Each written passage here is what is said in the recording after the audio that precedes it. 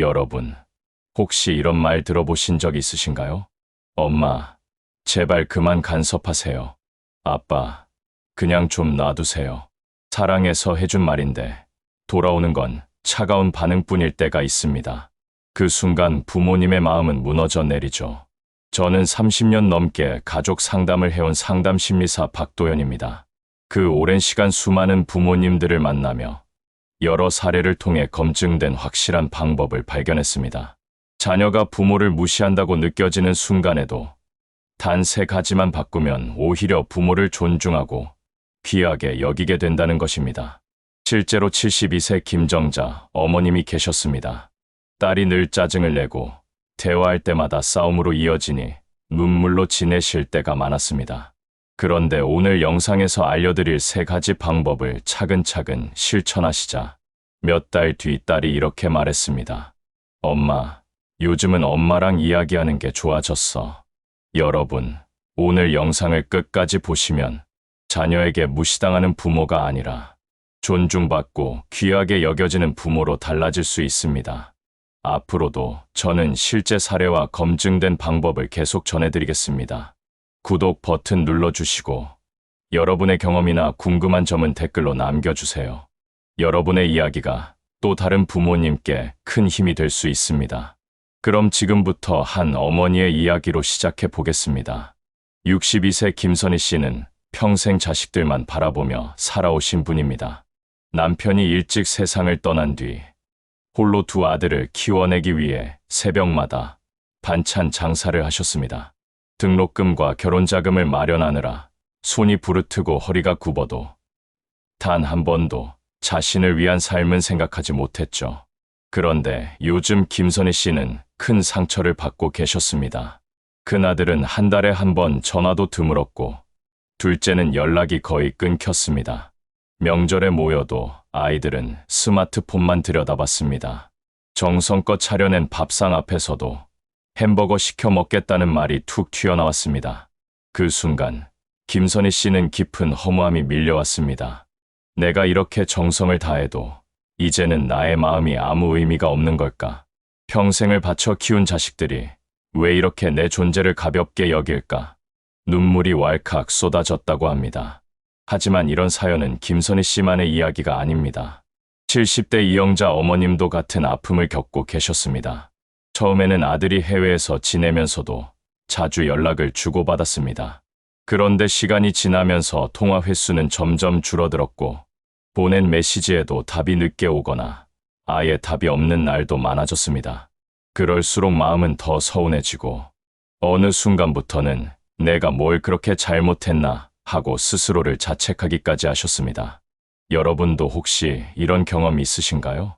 내가 연락하지 않으면 자식은 평생 연락도 안 할 것 같다는 불안. 그래도 내가 부모인데 먼저 챙겨야 하지 않나 하는 답답함. 많은 부모님들이 똑같이 느끼시는 마음입니다.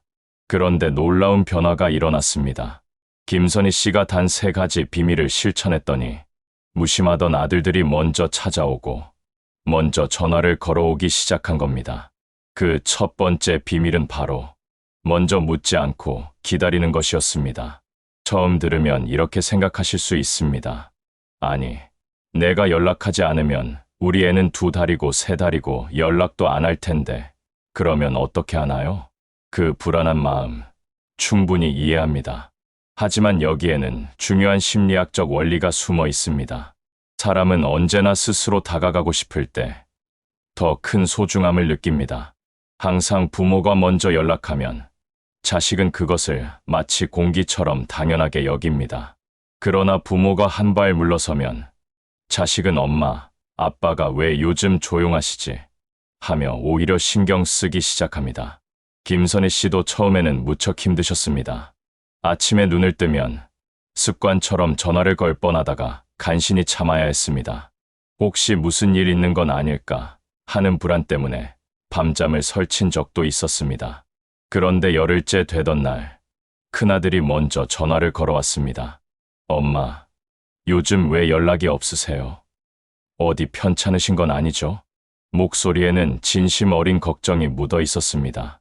그 순간 김선희 씨는 깨달았습니다. 아, 내가 항상 먼저 다가가니까 자식들은 나를 당연한 존재로 여겼구나. 이제는 아이들이 먼저 다가올 기회를 줘야 하는구나. 비슷한 경험을 한 정순자 어머님의 사례도 있습니다. 정순자 씨는 손주들이 너무 보고 싶어서 하루가 멀다 하고 전화를 걸곤 했습니다. 처음에는 며느리가 친절하게 전화를 받았지만 점점 통화 시간이 짧아지더니 어느 순간부터는 저희가 바빠서요라는 말만 돌아왔습니다. 정순자 씨는 마음이 섭섭했지만 상담에서 배운 대로 용기를 내어 연락을 줄여보기로 했습니다. 처음에는 허전했지만 2주쯤 지나자 며느리에게서 먼저 전화가 걸려왔습니다. 어머니, 요즘 왜 전화를 안 주셨어요? 애들이 보고 싶다고 난리예요. 이번 주에 꼭 놀러 오세요. 그 순간 정순자 씨는 비로소 느꼈습니다. 아, 내가 너무 밀착했기 때문에 오히려 멀어진 거였구나. 정말 기다림이 필요했구나. 옛말에 이런 속담이 있습니다. 너무 가까이 있으면 소중함을 잊는다. 부모님이 한 발 물러서는 순간 자식은 그 빈자리를 느끼며 부모의 존재를 더 귀하게 여기게 됩니다. 실제로 서울대 가족학 연구팀 조사에서도 부모가 자녀에게 연락을 조금 줄였을 때 오히려 자녀가 먼저 연락하는 빈도가 평균 2배 가까이 늘어났다는 결과가 나왔습니다. 전문가들은 이것을 관계의 거리 두기 효과라고 부릅니다. 가까이 있을 때는 당연하게 여기던 존재가 잠시 거리를 두었을 때 그 소중함을 새삼 깨닫는다는 것입니다. 여러분, 첫 번째 비밀의 핵심은 바로 기다림의 힘입니다. 그렇다고 무조건 연락을 끊으라는 뜻은 아닙니다. 단지 자식이 먼저 다가올 수 있는 공간과 여유를 주라는 것입니다. 부모가 한 발 물러서는 순간 자식은 부모님의 존재를 더 소중히 여기게 됩니다. 그리고 그때 건네는 한 통의 전화, 한 번의 방문은 이전과는 비교할 수 없을 만큼 깊은 관계를 만들어 줍니다. 정리하겠습니다. 첫 번째 비밀은 먼저 묻지 않고 기다리는 것입니다. 기다림은 부모와 자식의 관계를 당연함에서 감사함으로 바꿔주는 힘을 가지고 있습니다. 그런데 여러분, 기다림만큼이나 중요한 것이 또 하나 있습니다. 바로 자식이 힘들다고 털어놓을 때 어떻게 반응하느냐입니다. 혹시 이런 경험 있으신가요? 자식이 속상한 마음을 털어놓았을 때 그러게 내가 뭘 했니? 그건 이렇게 해야지 하고 조언을 건넸는데 오히려 대화가 싸늘하게 끊겨버린 전 말입니다. 부모 입장에서는 정말 도와주고 싶어서 한 말인데 자식 입장에서는 내 마음을 몰라주고 훈계만 한다는 서운함으로 남게 됩니다. 68세 박정자 씨의 이야기입니다. 막내딸 은주 씨는 직장에서 큰 스트레스를 받고 있었습니다. 어느 날 울먹이며 전화를 걸어왔습니다. 엄마, 회사에서 너무 힘들어 상사가 저한테만 유독 심하게 대해요. 오늘도 사람들 앞에서 크게 혼났어. 그때 박정자 씨는 이렇게 대답했습니다. 직장 생활이 다 그런 거야. 조금만 더 참고 견뎌. 아니면 이직을 준비해보는 게 낫지 않겠니? 그러자 은주 씨는 울컥해서 말했습니다. 엄마는 제 마음을 전혀 몰라주시네요. 그냥 제 기분이라도 좀 이해해 주세요. 그리고는 전화를 끊어버렸습니다. 며칠 후 은주 씨가 또다시 전화를 걸어왔습니다. 이번에는 박정자 씨가 마음을 다잡고 이렇게 대답했습니다. 아이고, 우리 딸이 얼마나 힘들었겠니? 사람들 앞에서 혼나면 얼마나 속상하고 또 얼마나 창피했을까? 그 순간 은주 씨의 목소리가 달라졌습니다. 엄마, 제 마음을 알아주셔서 고마워요. 사실 상사가 저한테만 그런 게 아니더라고요. 그래도 한번 버텨보려고요. 단 한마디 공감이 딸의 다친 마음을 열어준 순간이었습니다. 72세 이순자 씨도 비슷한 경험을 하셨습니다. 아들이 사업 실패로 힘들어할 때 늘 이렇게 말하곤 했습니다. 그러니까 내가 뭘 했니? 무리하지 말랬잖아. 내가 돈 관리를 똑바로 했어야지. 하지만 아들은 점점 대화를 피했고 결국 몇 달 동안은 연락조차 끊어졌습니다. 그때 상담을 통해 이순자 씨는 조언보다 공감을 먼저 하라는 원칙을 배우게 되셨습니다. 그리고 다음에 아들이 전화를 걸어왔을 때 이번에는 이렇게 말씀하셨습니다. 아이고, 얼마나 마음이 무너졌을까. 애써 준비한 게 잘 안 되면 정말 잠도 안 오고 얼마나 힘들지. 그 순간 아들은 울음을 터뜨리며 이렇게 말했습니다. 엄마, 제 마음을 이렇게 이해해 주신 건 처음이에요. 또 다른 사례도 있습니다. 한 60대 아버지는 손주와 대화를 하다가 이런 실수를 자주 하곤 했습니다. 손주가 시험을 망쳤다고 하면 그러니까 공부 좀 미리 하지 그랬니? 하고 훈계부터 시작했죠. 하지만 방식을 바꾸어 이렇게 말해 주었습니다. 많이 속상했겠다. 그래도 최선을 다했잖아. 그러자 손주는 오히려 스스로 다짐했습니다. 다음엔 미리 준비해야겠다. 심리학 연구에서도 같은 결과가 나왔습니다. 사람이 힘들 때 가장 원하는 것은 해결책이 아닙니다. 바로 내 감정을 이해해주는 따뜻한 반응입니다. 특히 가족 관계에서는 공감이 관계 회복의 열쇠가 됩니다. 한국가족상담학회가 부모와 자녀 500쌍을 대상으로 조사한 결과 자녀가 부모에게 가장 바라는 것은 이해와 공감이었고 조언과 가르침은 그보다 훨씬 뒤에 있었습니다. 부모님의 마음은 도와주고 싶다는 것이지만 자녀들은 그보다 먼저 내 마음을 좀 알아달라는 것을 기다리고 있는 겁니다. 한 심리학자는 이렇게 말했습니다. 조언은 머리를 움직이지만 공감은 마음을 움직인다. 정리하겠습니다. 여러분, 이것이 바로 두 번째 비밀입니다. 조언 대신 공감하기. 자식들은 이미 답을 알고 있을 때가 많습니다. 필요한 것은 정답이 아니라 힘들었구나, 속상했겠다라는 한마디 따뜻한 귀입니다. 그렇다면 부모가 자식에게 무시당한다고 느끼는 가장 큰 이유 중 하나는 무엇일까요? 바로 내 행복을 잊고 자식만 바라보며 살아온 삶 때문입니다. 66세 이명숙 씨는 평생 자식들만 챙기며 살아왔습니다. 옷 한 벌 사는 것도 망설였고 친구들과의 약속도 집안일 때문에 늘 미뤘습니다. 그런데 문제는 가족들이 이런 희생을 너무 당연하게 여겼다는 겁니다. 어느 날 큰아들이 말했습니다. 엄마, 내일 친구들 집에 오는데 음식 좀 해주실 수 있죠? 손주들도 말했습니다. 할머니가 차로 태워주시는 건 당연하지. 그 순간 이명숙 씨는 속으로 생각했습니다. 내가 언제부터 이렇게 당연한 사람이 되었을까? 나는 가족에게 단지 편의를 제공하는 존재일 뿐일까?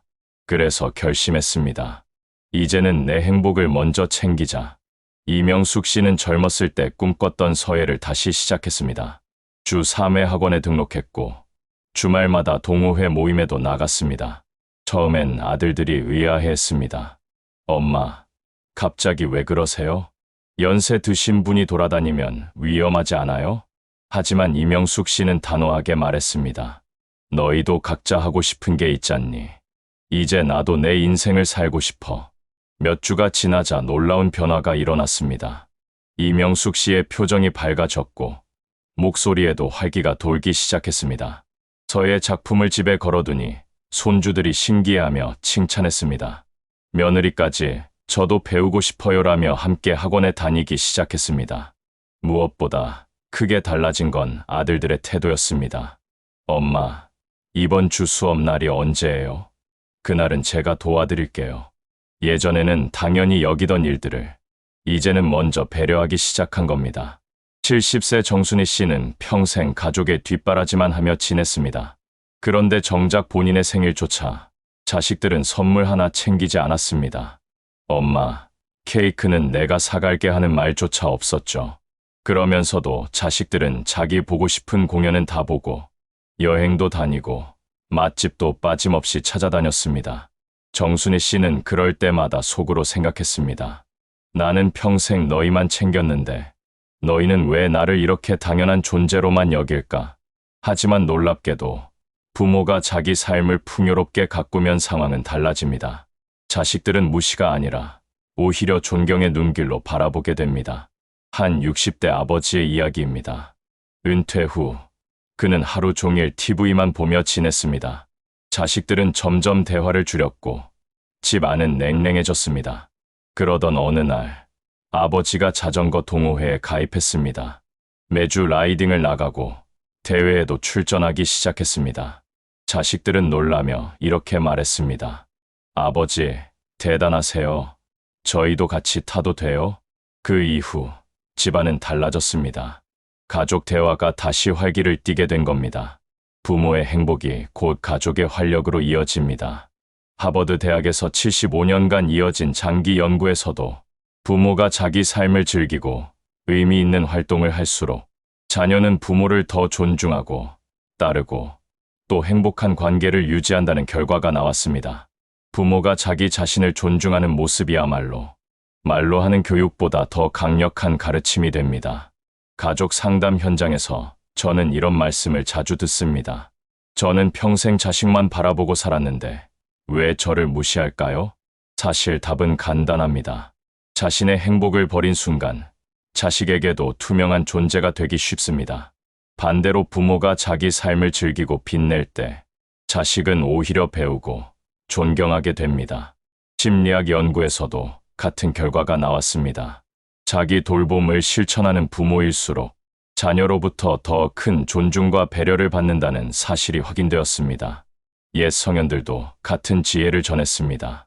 가장 큰 가르침은 말이 아니라 삶으로 보여주는 것이다. 부모가 스스로 행복을 가꾸는 모습이 자녀에게는 가장 깊은 교육이자 존경의 이유가 되는 것입니다. 여러분, 이것이 바로 세 번째 비밀입니다. 내 행복을 먼저 챙기기. 자식에게만 인생을 걸면 부모는 점점 투명해집니다.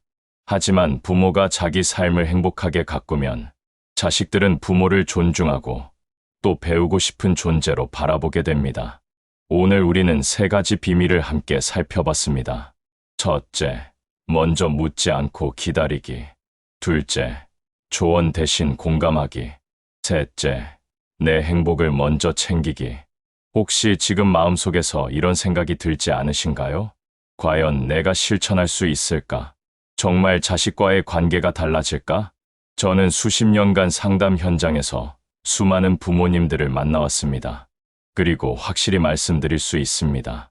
이 세 가지는 단순한 이론이 아니라 실제로 검증된 변화의 원리라는 것입니다. 첫째, 먼저 묻지 않고 기다리기. 기다림은 당연함을 감사함으로 바꿔줍니다. 둘째, 조언 대신 공감하기. 해답이 아니라 마음을 들어주는 귀가 필요합니다. 셋째, 내 행복을 먼저 챙기기. 부모의 삶이 빛날 때 자식은 존중과 존경의 눈길로 바라보게 됩니다. 여러분, 이 세 가지를 실천한다면 여러분의 자녀는 더 이상 부모님을 귀찮은 존재가 아니라 함께 있고 싶은 가장 소중한 존재로 다시 바라보게 될 것입니다. 저는 상담 현장에서 수많은 부모님들의 변화를 직접 보았습니다. 그리고 이런 변화가 결코 이론이 아니라는 것을 확인했습니다. 심리학 연구와 실제 사례가 함께 증명하는 길이기 때문입니다. 여러분은 지금 어떤 상황에 계신가요? 혹시 연락이 끊긴 자식 때문에 속상하신가요? 아니면 대화할 때마다 다투게 되어 마음이 무너지고 계신가요? 그렇다면 오늘 배운 세 가지 비밀 중 단 하나만이라도 실천해 보세요. 크게 바꾸지 않아도 괜찮습니다. 그 작은 시도가 여러분의 관계를 새롭게 바꾸는 첫걸음이 될 수 있습니다. 작은 변화가 결국 큰 기적을 만들어냅니다. 제가 상담 현장에서 자주 드리는 말이 있습니다. 한꺼번에 다 하려고 하지 마세요. 오늘은 단 하나만. 예를 들어, 오늘 저녁부터는 조언을 줄이고 힘들었구나, 속상했겠다라는 공감의 말 한마디만 시도해 보셔도 좋습니다. 심리학 연구에서도 작은 행동 변화를 꾸준히 반복할 때 관계의 만족도가 장기적으로 크게 높아진다는 결과가 나왔습니다. 작은 시도가 모여 내일의 대화, 그리고 다음 주의 관계를 바꾸게 됩니다. 옛말에도 이런 지혜가 있습니다. 천 리 길도 한 걸음부터. 바로 그 한 걸음이 부모와 자식 관계를 다시 회복하는 첫 시작이 될 수 있습니다. 앞으로도 저는 실제 사례와 함께 부모와 자식 관계를 새롭게 회복할 수 있는 방법을 구체적으로 알려드리겠습니다. 다음 영상에서는 말하지 않아도 통하는 부모의 태도라는 주제로 찾아뵙겠습니다. 이 부분은 많은 부모님들이 특히 궁금해하시던 주제니 꼭 놓치지 않으셨으면 합니다. 오늘 영상이 마음에 와 닿으셨다면 구독과 좋아요 눌러주시고 여러분의 경험과 고민도 댓글로 남겨주세요. 여러분의 이야기가 또 다른 부모님께는 커다란 위로와 힘이 될 수 있습니다. 나 혼자가 아니구나라는 마음을 나누는 것만으로도 이미 치유가 시작됩니다. 끝까지 함께 해주셔서 진심으로 감사드립니다. 여러분의 가정에 오늘도 평안과 따뜻함이 함께 하시길 바랍니다. 다음 영상에서 다시 뵙겠습니다.